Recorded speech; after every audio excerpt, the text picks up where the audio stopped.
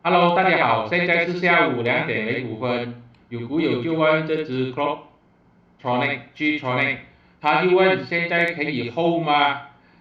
还是要卖？他今天呢出现了这个熊子包一个 bear 在这边，它已经是跌破了这个支撑1.5亿，这个就是过去历史的回撤线跌破了。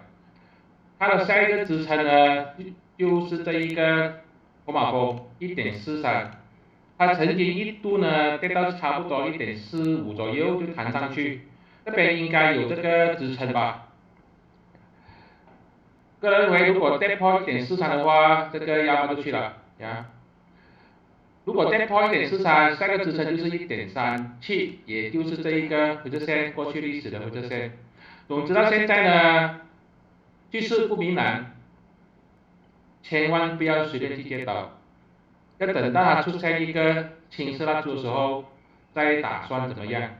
支撑1.43、1.37，跌破的话要考虑卖出去避开风险。这些都是我的个人看法，并没有任何的买卖建议，谢谢大家。